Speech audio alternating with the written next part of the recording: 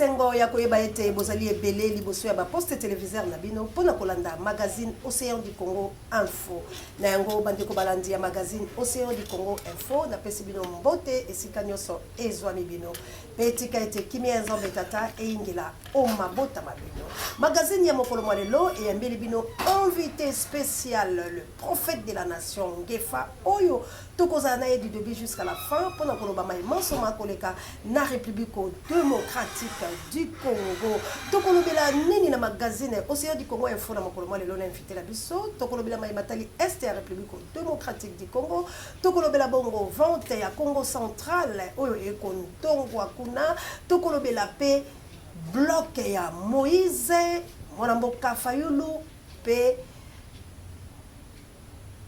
Matata Mponyo oyo ekoningisa pe séparation ya la moka maso matikali tokolanda yango na bolai bwa pasa matondo la bilo nyonso ndenge tolobaki ete tozali bongo na invité spécial na biso le prophète de la nation mwana mboka Ngefa du peuple les prophètes du peuple bato bapelengedi na poloso ah boyoki ye moko bolandi ye mpenza boyoki ekomisaka kasi yango mpenza akota mpe topresente bino tokende mbango na este ya république démocratique du Congo.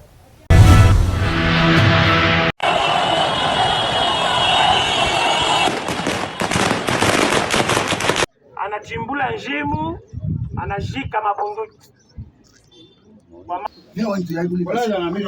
Kola na mimi lete kokoya. Leo wantu ya kuli basi. Mungu angacho mwanamke. Kuna mwenye la malolo hamfie wani. Alabari. Kweba. Wana banzi bolandi ndenge nini ekondongola este masasi ekobeta 3 morts bakufaki bongo mokolo mwa lobi na Maniema pe na Kindu ezalaki opesi mbo aboli kasi toyamba invité la biso mbote prophète du peuple mbote mama Océan Nzambe apambola yo ata tokabonaki na nzoto molimo tozaki moko Nzambe apesi biso opportunité ya kozwa mokolo lelo po mingi balali babeli te bakufi mingi basali accident na tango biso na mort ke mengana tobiki par force na biso de force ya Nzambe yango na nyonso totondo ka Nzambe na komona tata pe na mona na molimo santo amen amen bokulaka losako Nzambe aleki bango nyonso na nguya na makasi aleki Tshisekedi na makasi aleki Kabila na makasi aleki Matata Ponyo aleki Mozito pe aleki na ngai na Océan na makasi bokulaka losako tambola na mokili omona makambo bokulaka losako masanga ezoteka magrave basi bazotula na ndenge moya kokoyosa wana tosuki wana pamba te bokulaka toyambaka ye bongo po ete ali prophète du peuple pe ali bongo bokulaka mwana mboka mayima koleka na est ya république démocratique du Congo masasi toye komona basoda bakoti bayike na est la biso kasi lelo bendele ya république démocratique du Congo ekopepa lisusu te la bamboka oyo EAC azwi mama oyebi Bible ezobisa biso na Josué chapitre 1 verset 9 lève-toi prends courage mboka moko te ezali ba force wana libéra yango na monde entier olandaki Vietnam omoni balibéraki mboka na bango olandaki baguerre nyonso Mali baguerre nyonso esalemi kati na yango makambo ezoleka na bendele ya mboka na biso na kuna na makambo etando oyo ya este ezopesa ngai na opasi mpo toza bayimboka biso tolingi Congo démocratique mpo na intérêt te tolingi yango parce que ezali mboka ya biso ya bakoko na biso ya bakoko na bakokolo toza na mboka mosusu te mama Océan de la presse lelo nazali faire être abenga congolais démocratique nazali faire nazala africain soki pe Congo yango ete none eza te nakoza Congo yango ndenge Israël 430 ans na boumbu mokolo moko babimaki pe babundaki bitumba na bamaleki Nzambe alobisaki bangoni Nzambe alobi boma Bible bino oyebi Bible te boma banguna nyonso même Nzambe apermettre même banourrisson o bazomema mabele na bango so bali boma bango sauf roi Agagi bokanga ye po yeba ete ngala za Nzambe soki Nzambe alobi boye pe biso eloko ezoleka biso tozali pays moko le plus infiltré du monde C'est 500 généraux, 350 ou 400. Ce sont des Rwandais de Tutsi. Tu as dit le colonel combien? Le poste de commandement combien? Le niveau de ministère. Et ça, quelles sont les réponses? Un Rwandais d'origine de père de mère. Merci Mbaki Ofida. Oui, Mbaki Yango. Tolobi. À part y a que Batika les belés. Si vous voulez l'année. Tu sais que d'ailleurs, écoute la Yombo. Biloko yo Kabila, na Kabila les pères de Bayaki na yango. Tu sais que d'abord besoin condamner maman océan à kuta na Yombo mais osalani. Qu'est-ce qu'il doit faire en tant qu'un Congolais, des pères de mère? Président na tuni yo longo na ya sera bino. Lelo na kati ya Soudan, o ya Khartoum bitumbezo bu notre deux généraux. O bazaki président, vice-président, bazo bu na Khartoum lelo. Yo za civil hein? Ah, ceux qui ont le sali, même au vani liboso parce que ba congolais ba lingi otomonete quand même mwana mboka oh yo bible zo bisabiso na Deutéronome 17 verset 15 tango bozo bima awa en Égypte bo komi na kati ya Kana bo pona mopaya te azala mokonzi te so azala mokonzi akoboma bino pe akonyokola bino to mona 18 ya Kabila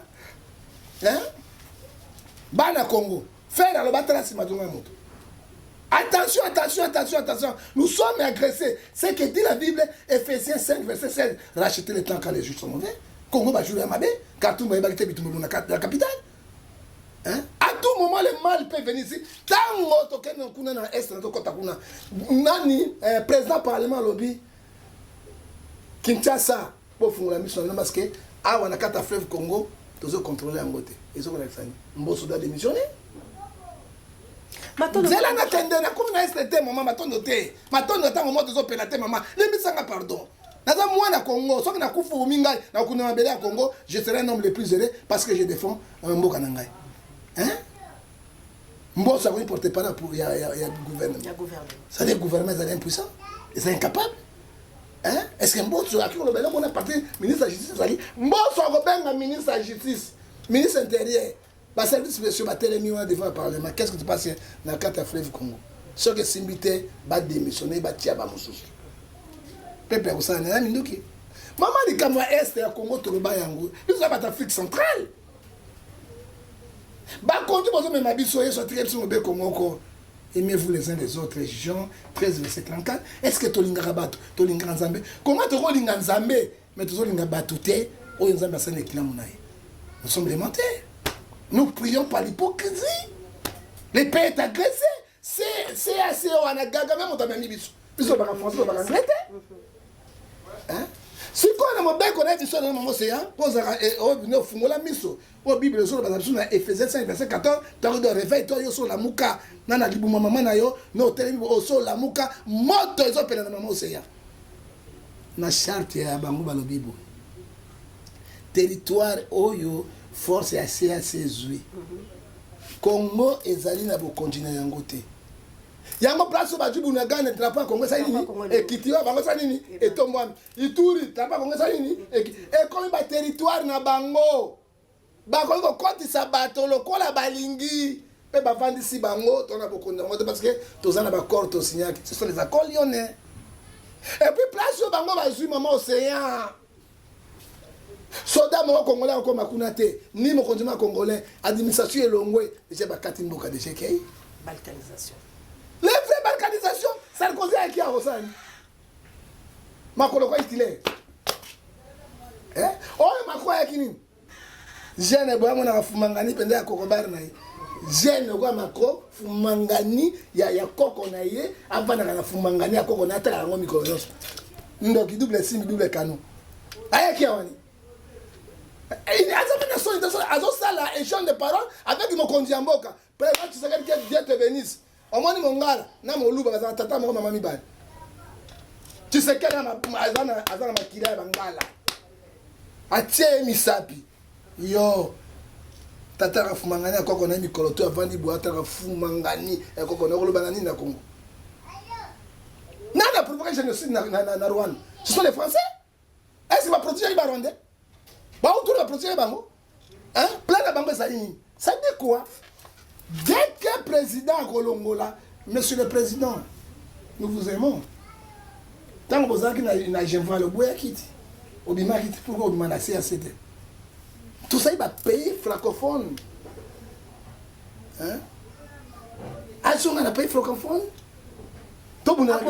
akozonga lolenge nini pamba te asi atiaki mongoloto na ye tomoni non azali libre ndenge asalaki na Genève ndenge asali na Genève akoki koboya yango parce que les choses s'aggravent s'aggraver hein yo moni mboka ya bino drapeau ya bino ekiti batie drapeau mopaya ezolakisa nini eza autonomie ya mboka wana tolanda nanu kaka mindele nini bazoloba na biso na matali nyonso ezoleka na République démocratique du Congo kasi mwana mboka de Will États-Unis d'Amérique asalaki pe moi commentaire na wo ebongo tozonga. Chers Congolaises et Congolaises, écoutons avec attention cette petite portion de l'émission de France 24. Mettons l'émotion de côté. Écoutons. C'est l'édito de Martin Buxan. Maintenant, Martin, ce lundi matin, vous consacrez votre édito à une guerre dont on parle plus assez et qui pourtant sévit toujours à l'est de la République démocratique du Congo. Ouais, et une question, hein, Philippe, combien de temps faudra-t-il à la communauté internationale pour passer à la vitesse supérieure à l'est du Congo, alors que les rapports de viol, de mutilation génitale, de massacres se succèdent les uns après les autres, avec force et détails absolument horribles. Ainsi en va-t-il, par exemple, des récits de certains rescapés qui ont raconté leurs souffrances ce week-end au pape François. J'ai été violé comme un animal, a dit l'une d'entre elles au Saint-Père, Philippe. Oui, pourquoi, alors pour reprendre un peu votre question, pourquoi est-ce que la communauté internationale n'intervient pas de manière aussi volontaire comme elle le fait avec l'Ukraine? Alors Anne-Sophie, je dirais pour 3 raisons assez simples. Finalement, la première, c'est que le Congo est un immense pays, continent qui est laminé par la corruption et la mauvaise gouvernance. L'actuel président Tshisekedi, mal élu, fait aujourd'hui l'unanimité contre lui. Le Congo fait du surplace, pire, il recule même, aucun signe d'amélioration pour une population souvent encore privée d'eau et d'électricité. Tshisekedi a à peine le contrôle de la capitale Kinshasa, donc il est illusoire de penser qu'il va pouvoir peser sur un conflit qui se déroule à plus de 2000 km de là, à Goma, dans l'est du pays. La corruption et la faiblesse du régime, pointée d'ailleurs cette semaine par le pape, c'est la première raison de la frilosité de la communauté internationale. Alors deux yeux, et par opposition à un pouvoir congolais ridiculement faible, on a en face un pouvoir rwandais qui est extrêmement fort, porté par un président, Paul Kagame, autocrate, mais respecté par la communauté internationale. Kagame a fait de son pays un exemple du développement en marche forcée, sécurité, régime militaire, investissement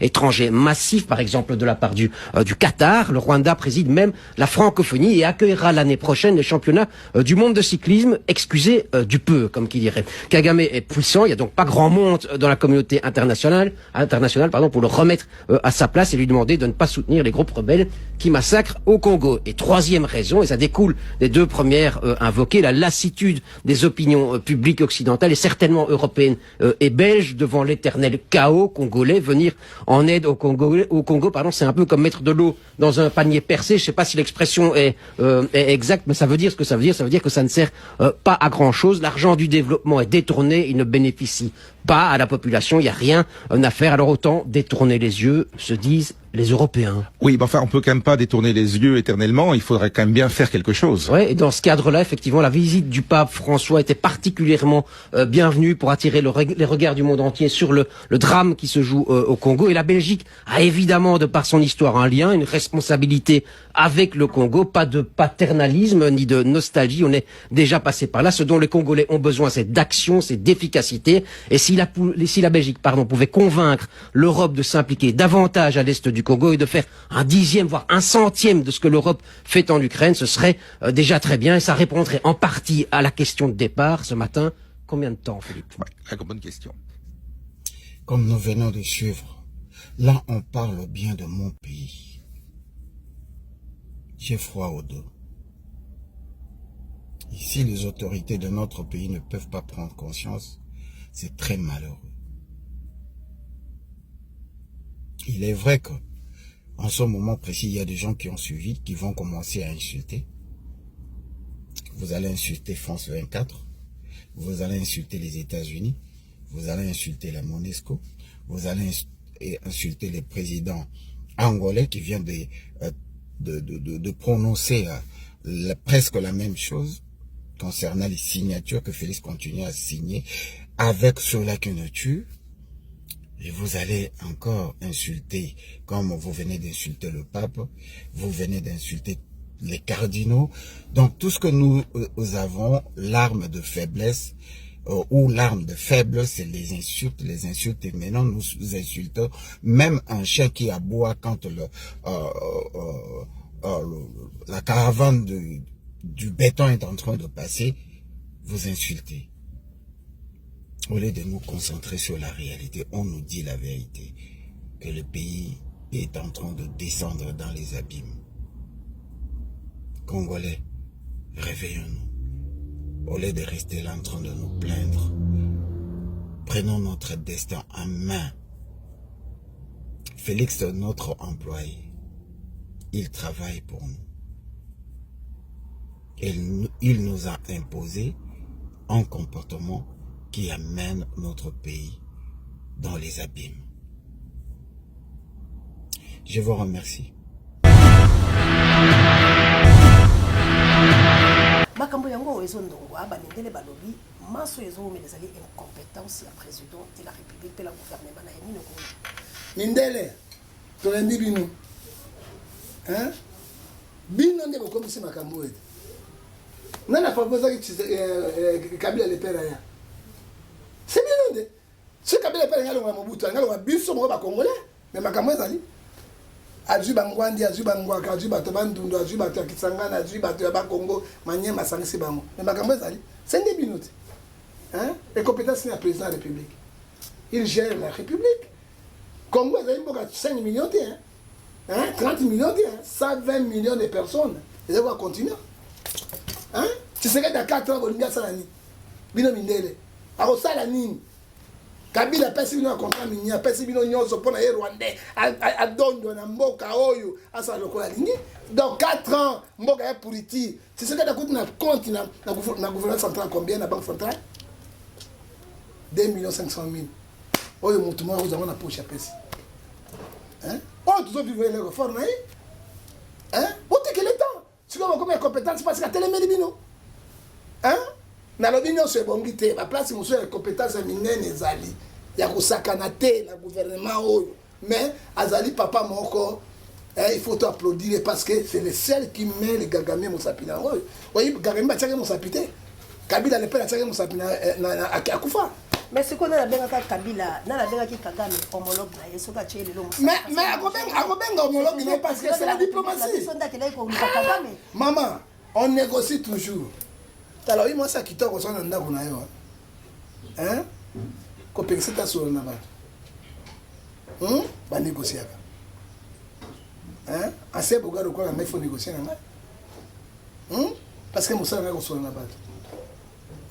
À combien homologue parce qu'il y a Kanisaki. Qu'est-ce que le président Lukaki?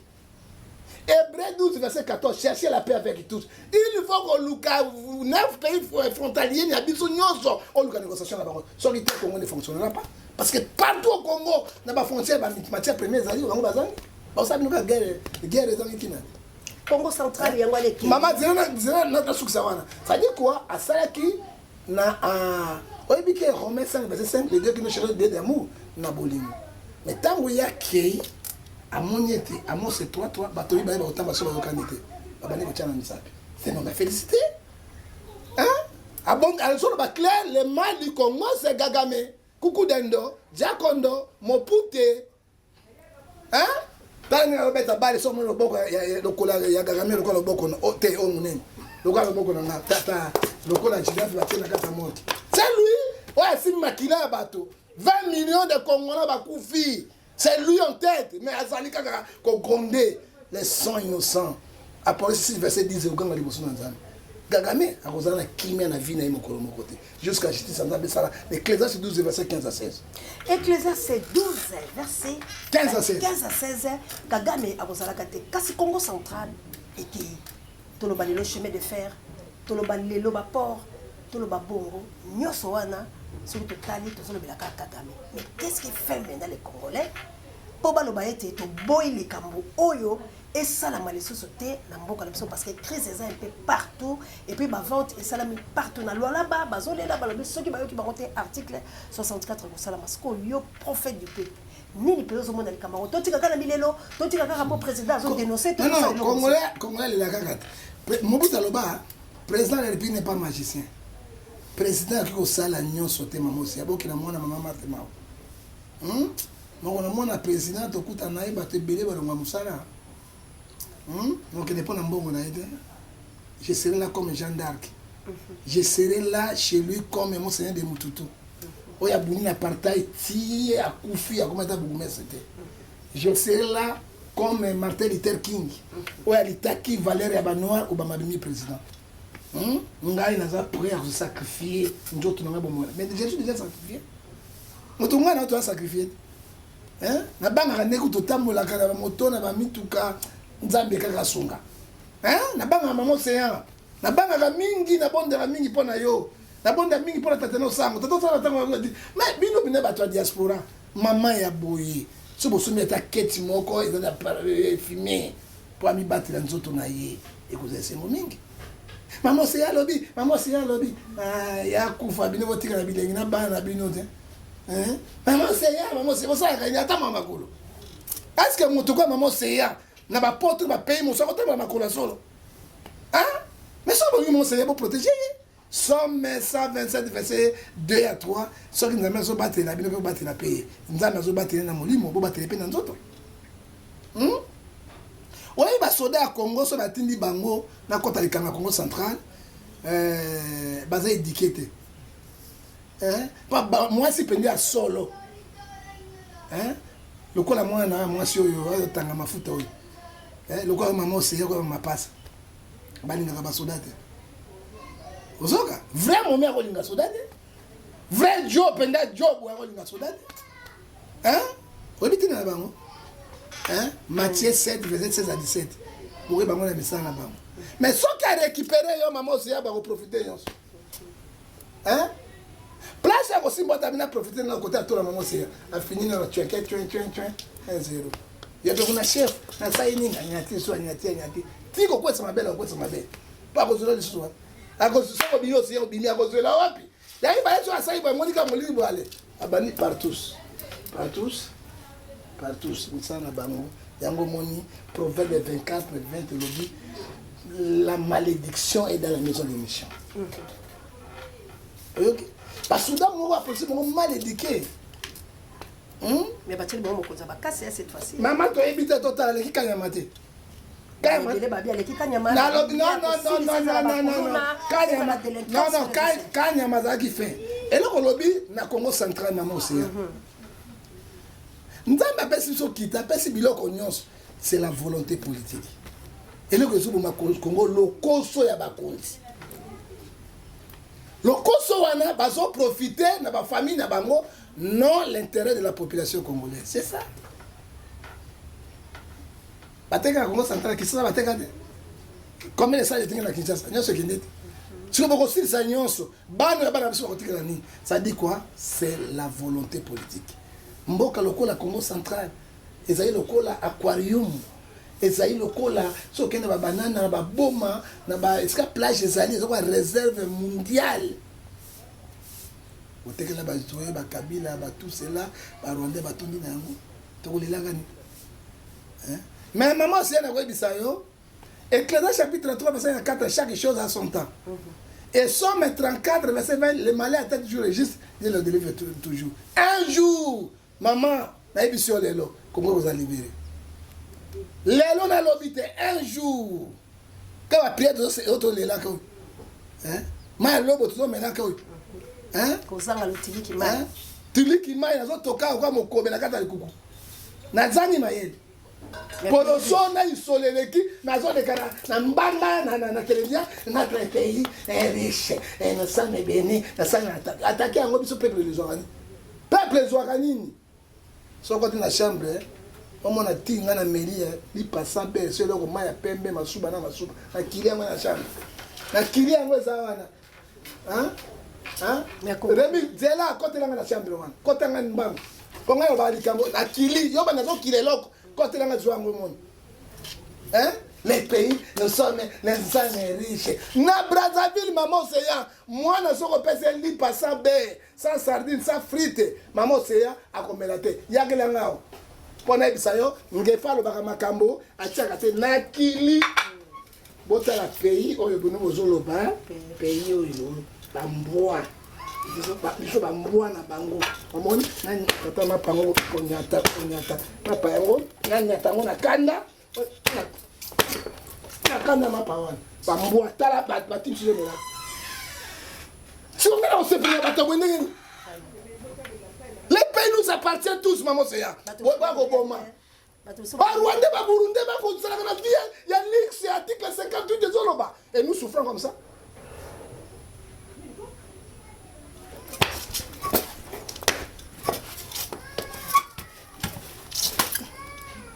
Vraiment pas ces alibis le mot bosso mona. Ozomona quand on a la veste boy, les ventres ont ancré. Ce qu'on a ben abo ndoki, il n'y a pas de ndoki, c'est la souffrance. C'est la souffrance. Tina yango ya Congo bo on na télévision, bon mengo ngwe ça bakaka parti na parti. Moi je suis un religieux monsieur. J'ai la souffrance de ma population. Le président Tshisekedi est en danger, il est seul contre tous. Qu'est-ce qu'il doit faire? Donc Kamati un brigade au Sénégal. Il est seul comme tous. Je te dis, avec la volonté politique à Osalani. Bon, tout est dans ma fierté, bon, tout est dans ma coopération. Économie, bon, tiens, mon toit propre. Au Kamati, 58 millions, et qui a zongue les sous pas aux oignons. Tu peux demander mon colonel. On monte Canada. 58 millions à zone pour la résolution économique. Car c'est tout qui m'a ou la procès, Mwanga Tutu Oyo, tout le monde sourire naïe et tout le monde est libre. Comment est-ce pour ça? Bonjour à tous et bienvenue sur notre chaîne. Aujourd'hui, nous allons parler de la décision de la Haute Cour militaire sur le mémoire relatif d'exception en inconstitutionnalité de Manga Tchouchou Edouard, partie prévue. La Haute Cour militaire a décidé de surseoir et de suspendre l'affaire. Cette décision a été prononcée ce 14 avril 2023, à la prison militaire de Ndolo, devant Manga Tchouchou Edouard, partie prévenue. Nous avons pu observer un sourire et une bonne humeur sur le visage de Manga Tchouchou Edouard après l'annonce de cette décision. Cette décision a été un vrai soulagement pour le député national Edouard Manga Tchouchou. T'es abimité, mais tu l'as parce que depuis le procès bandit. T'es un bon ebimaki, Hollandais, un bon ebimi na Rwanda yé belé. Pour la corruption. Bah stopper en gros et puis il y a ce qu'il a bafouka là. Et à ce qu'il sera libéré. Mwana Tchouchou. Azali produit à occidentaux. Tous les assassinats, ouais, ça, au Congo, il est dedans. Et puis c'est un multimilliardaire, il y a plus ça va parler. Surtout. Ça dit quoi? Boka Moité, libération mon Tchouchou, bientôt il sera libéré. Pourquoi ça sourit? Ça sourit pour l'année. C'est quoi le before payer wana abimi balobi ake ko soigner mine. Mais Dalinga asala qui coup d'état contre les chefs de l'État. Est-ce que c'est réel? Il faut autant la besoin de monter dans la présidence. La mitème soit même autant ça la malade na président les coups na bango. Hein? Before ça coup d'état, before ça la coup d'état, je ne crois pas ils ont cause makam. Mais oh nani Fatoumas. Hein, au bakosa qui est hein François Béa. Est-ce que François Béa c'est coup d'état? Même ils ont before la François Béa ba dehors. Mais ngala ko Sabino tina moko bokanga bango ezate. Oteka ko sa peuple congolais. Autre tema kamona bino ndenge na bino ba za lokuta. Monta coup d'état. Obimise pour la malade. Moto aboma président depuis botiki. Est-ce que la justice a article 151 et l'obini aucun pouvoir à l'injection sur les pouvoirs juridiques. Hein? Et article 220, le pouvoir judiciaire est indépendant. Indépendant, c'est un botikako. Sobo bima kamona bino. Aussi Sarabino mon retour pour sa peuple. À bientôt, mon atout sera libéré. À bientôt, mon atout sera libéré parce que ton monnaie, tu vas dire que la souka kabuya, si tout le bien matali la moka, prophète du peuple, la moka yangwana au monaki le 31 il y a sans amoleki, mon amboka Martin Fayuma Didi, abimisa kibo na mikanda, kolongo la bongo mon amboka Adolphe Mozito na moto kolanisa ba mikanda la yewa komela kibango ya le 22 décembre, mais baluki yango monanité, monani bobele mikanda le 21 na le 20. P le 11 ya sans amoye, bon monaki la milulu makasi ete CG de Vos c'est Simba qui est la présidente à partir de la nouvelle élan président polonais bango pe balongoli bongo Martin Fayuma Didi na bolongoli wana pe pesa somo libeli mike ndegele kaki bengi na kombo ya lamuka a sangisi bandeko ya presse pona ko zwa bango a témoin ko la kisa ete na moi ya lelo ndenge mubeko ya biso tobengi convention ebongisaki toyebi na kozwa bongo mokumba ya botambwisi lamuka mpona sanza motoba oyo ezali koya bozwi botambwisi ya lamuka mpona sanza motoba ezali koya wana tozwi yango suite ya mokanda oyo Martin Fayulu akomaki le 31 mars 2023 epai wapi ye azali kofunda biso injustement koloba ete Adolphe Mozito pe lingomba na ye lamuka oyo epai wapi azali initiateur lingomba nouvelle la epai wapi azali initiateur bazali lisusu membre ya lamuka te pe bakoki koengage lamuka te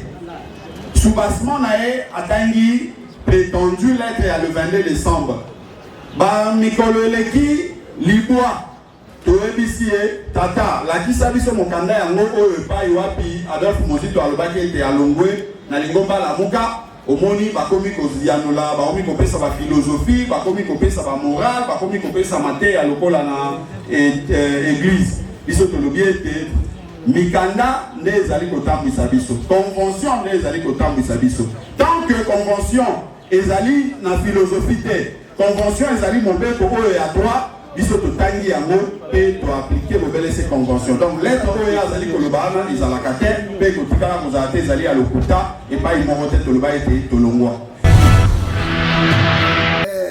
rwandaise alors aza na ta 0% ya Congo et puis Moïse Katumbi asukaka na gouverneur so azali mayele place oyo ya premier ministre na Moïse Katumbi nde aza wana pourquoi apesaki ministre ya sport eloisi oyo azalaki DG na Shekami akenda kopona ye mpona nini soki ye moko azali capable koa bemba na ndimiti ye moko ayeti pourquoi asalaki na place ya premier ministre te premier ministre place ya Moïse Katumbi te parce qu'il était compétent et compétent c'est besoin de bango vrai nde yango wana moto azali compétent obango osimba premier ministre akosimba 120 millions de personnes ndenge akanisa football na manzembe ezali république démocratique du Congo te akanisa yango te aza même ministre intérieur te c'est-à-dire qu'il gère 26 provinces aza même ministre intérieur te ça dit quoi ye ami longola mi bosana tokei na Martin Fayulu asala histoire na ye c'est fini akolekaka na ye te esili ya bosana tokei na sesanga akomata ministre te asoka na député eloko pamba mosu akei na mango nana atata poyo moto ayibi mbongo ya Congo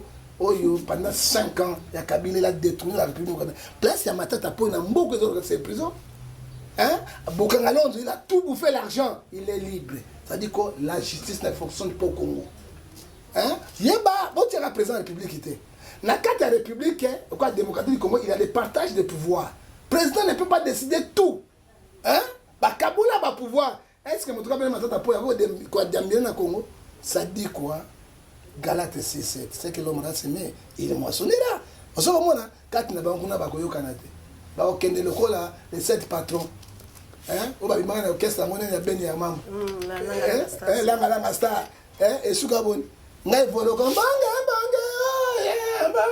oya binyo ye ba kutu femme noire femme et suka bon ngai leader sini leader za kabo kati na bango na ba pesa leader na moi je pose à pouvoir ya président mais à kokata ministre ya pamba komate Fayulu le président eli oza même na ambassadeur moko ozana mokano signalé président eli on okufa kana président eli 5 ans ngoyo osusula te osusula te donc là c'est ça kana parlement na ku voter na kumikitisa na mufunga na munyata na kaka boye sili matata po ya du manette na bandi kaka trop makata po kaka trop kipa aiba ju biso ba bolole ba matata po c'est-à-dire eloko moko malongeza te na zaki sabino osa mosala punda parce que on a fait que le président qui organise les élections c'est lui qui passe bon c'est la 2028 mais quoi il a ça choix bien asali dès qu'on était chapitre 6 verset 14 à 16 à l'objet il n'y a pas la relation entre terrain et lumière mon quoi il a quoi passer mon quoi il a besika bana babimaka ayebi valeur ba maman à côté mosala ko ya apostolat avec quoi on a besoin de salité wana te oyoki maman et de Romains ayebi biso na 4 na 12 et puis ayebi biso na 18 abi chercher la paix et sortir au milieu de se séparer à Kaboïne ça dit quoi il n'y a pas l'avenir biloko ya pamba na bango avenir moko ezate bati ko kosa ba peuple congolais parce que to évidemment. Merci bilo moko bolandi la bokebi to kompela na suka ya magazine Océan du Congo info ya mokolo lelo soli bozubi sur la katikati to yambaki bongo le prophète du peuple mona mboka John Gefa ou pensa to so la qui na kosuka la vérité na ko changer terre je suis là pour la population et je dis la vérité. OK bilo moko boyo kipe akosuka na vérité yango to bisibino ete magazine ya lelo e yambaki ye pe to kobaki na ye na kosola mai matali Congo central la moka na boka mwana ngope na bloc Moïse Katumbi ndeka bolandi ya lobi bongo to songa Congo pe te Congo ya bia biso kasi to zonano le messager Alain Jérôme Moulumba, le message à Makasi Ouayenango, la libération de la République démocratique du Congo. Retour à la parole. Il y a de l'espoir. Parce que le Tout-Puissant m'a dit, il va rétablir la nation. Il m'a montré une nation forte, puissante et à part. Il m'a dit, les Congolais vont développer le pays avant que le reste puisse venir développer. Peuple congolais, il est important que le peuple prenne en marche la décision. Nous voulons en ce moment précis un homme choisi par les Congolais et non par les impérialistes. Peuple congolais, nous devons être prêts à donner nos vies pour cette nation afin que nos enfants puissent rencontrer une nation juste et bénie. Voilà tout l'andi bongo le messager Alain Jérôme Moulumba azolo balabiso latina mboka pe mona mboka prophète Kiziami na yepe kaka na pona nation congolaise ndenge na pasi nango azali pe la milulu na banzi na mikolo mizali koya balobi yondo zali wala po sindi moto les prophètes ni no koyoko balo pour les messagers na makamba lobi ya libération po ya yepo na ko libérer koloko moto libérera moto ezaka moto teza nzambe avec la population. Nzambe amona na kate asaka na kata te. Ce que il a messager pour libérer, moi je dis qu'il y a faux message. C'est la population. Nzambe akota kata na bango pour libérer. Qui connaissait que Mobutu to bengena kwa moi. Et ayende na liloba. Ayende liloba kota. Et kota pour libérer peuple congolais. Mais ezali ko kamata parce que Esaïe 61 verset 1 à 4 lobby l'esprit du Seigneur est sur moi, il m'a envoyé pour apporter la libération. So ka ina mo c'est bon. Les messages à Mboka, donc prier parce que passer le qui. Trop c'est trop, nous ne savons pas ce qu'on pourrait faire. Hein maman? Si on a un bassi à 13 ans, 14 ans, on a un bal de déjà passé. Hein? Tata m'a 65 ans, moi c'est à 17 ans. À Kubanga te, pas de gagner nimbo. Mais il n'y a pas de garder. Allez chocolat. Ce qui est social est bien, bah on a bana, baleki na baleki, mikolo, tout ça m'a compté. Hein? Et ça y passe maman, talanga y mon koso qui bona, nyati maman pas bon. Hein? Et ça dit kanda. Hein? Et moi bah ça dans une minute bah on pire quand bah côté na bakis. Alors moi je ne peux pas faire. Hein? À cause de la biloka mokili, parce que na bien talelo, soki na kofi ndanda ya bangai. Et kizame akibila, tout le monde qui va faire bafali na basali marti ou basali marti ezaki ya basali na nzambe nzambe a ressuscité sikoyo aye na message répétant dans Joël chapitre 2 verset 12 message ya mboka tolinga mboka et akamati lisusu message ya paix Hébreu 12 verset 14 aluka paix et biso toujours croire maman océan tokozana stade marti 3 jours pour na kobondela nzambe soki nzambe akokela biso maman parce que Nzambe biso na Joël chapitre 2 verset 17 soki basali nanga basangani na baumbu na ngai na bana na ngai basenga Nzambe na lo na koyoka pe na kobikisa mboka wana voilà bon ça la tendeke zaki ya Kabila mvule betaki na 20 ndenge pe boutaki ko sala na Kabila ba malédiction mais après la président Félix Abouti ko sala ngope mais simbeka te te ko simba te toza koyoka na te toza pasteur bo côté bo mingi ba côté na ba formation ba kiti yo yebi yango maman hein Kidiami n'a pas si biso plus de 10 000 pasteurs abi avant na bureau na dimanche à mon tata moka bimeli na ekutala yo ka témoignage alors bi grand maître abi atininga grand maître atininga abi yo tonga temple te daka na c'est tout cela aye en pesa yo 3 millions de dollars aye pourquoi pour les mingi na biso 5 millions de dollars que dit abi oui pour ça bon pour ton temple qui dit mabi na banga de oh mais basali na nzambe bele otonga ba temple minene wa c'est biso to pesa ngombo Ce qui demande à nous, ça n'a pas de bio derrière.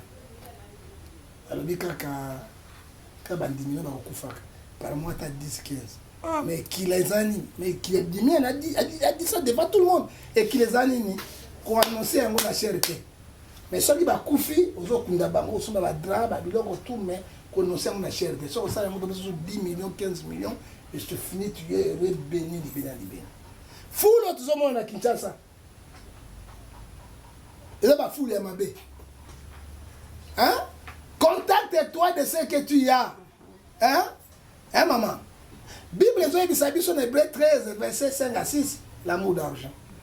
Ce qui dit, pour l'église, chaque semaine, donc au sacrifice. Ni moi si, ni bana, ni bandeko. Au sacrifice, alors le kolanga. Ce qui n'a pas kisi, mais la somme de l'église, n'a pas libanda. La zaki n'a pas kisi, n'a pas vanda, n'a pas kati yangini, n'a pas plusieurs personnes. Nangina bakisi na changer ba char automobile ko na lingi. Nangina bakisi na kotambola poto lokola mokili lingi. Nzambe apesa na mission ya libération. Parmi ba libérateurs ya Congo na kozana kati et je ne changerai pas. Ozomona loko action ndenge ye mama osango na ngai na yo to bondela Nzambe. So Nzambe akoyokela biso parce que le Dieu qui nous prêchons c'est Dieu d'amour. Na kosenga na bakonzi. Boki la biso mawako. Na kosenga pour comme 300 500, 600, moi je parle. Mais rôle la ministre de l'économie Azani. Rôle la ministre de petite moyenne entreprise Azani. Bino manolia la biloko bonso la bino na ba full market, biso soma na balabana na njinji na banini batifoidi mabumoto evimo na batifoidi. Ezekiel 36 verset 26 nzamba pesa bino la bongo la mitema boye ba population. Ce que nous avons besoin de c'est parce que nous sommes au Congo et la population. Au Bossani Bango. Tout comme la souka, prophète Ngefa, par matin, ça 38 magazine, l'île Manoya Souka, pour un magazine aussi du Congo. Influent Congo. Ngongayon, vous allez bienvenue par Nangaï pour te transmettre le message. Et puis, avec les lots comme Albois, hein, au côté de la kilote, la souka, la mission, la bino, la lati, pour la salle yango, je suis pas orgueilleux. La passion de l'Inde, Zambia Bakso Ebele, le magazine, au contraire, on va sentinelle à Congo, Ézéchiel 33, verset 7. Et Dieu va vous bénir. Côté ce canal, côté le fou. Merci Bandeko Langai wana tokomina suka Nzambe a pambola pe prophète Ngefa pour la simplicité na ya ko biso penza to kotiye akaka ndenga lobi asalinye sur la biso pa lobi apesa na peuple na ye moi maloba poete et fortifié pe biso totonga ekolo wa biso toto sa bakonzi ba biso toto sa ba onyo so bazali boso kasi bakonzi pe ba ete peuple ndemi tapesa ka ba bokonzi soki peuple ali malamu te bino lobi élection ko ya na ndimité que peuple ala ko voter bino ako préférer atala moi à souffrir que atala bino ndenge boko memele lisusu ba polo ya moto ko senga ete Congo ezonga mopimba wana vraiment to komina suka ya magazine aussi du Congo info ya mokolo molelo soki bo sepela ki lolenge ngai aussi de la presse congolaise na zalaki bongo liboso la bino na prophète Ngefa ko pesa bino basango bo pesa bongo matondo na équipe rédactionnaire ya magazine aussi du Congo info ezalaki ofurumula pour la pesa bino mosala kitoko wala to moina sema ya caméra Kabuya l'homme puissant ne change pas l'équipe qui gagne na montage ya Gloire Ngoma mi s'appelle électrique Pepap J directeur recherche stratégique pesa bongo kondi pari ya l'émission babiso na réalisation ya Kabuya l'homme puissant pe na coordination ya Océan du Congo biso na bino to lobekaka la gloire soit rendue à Dieu la patrie ou la mort nous vaincrons. Bye.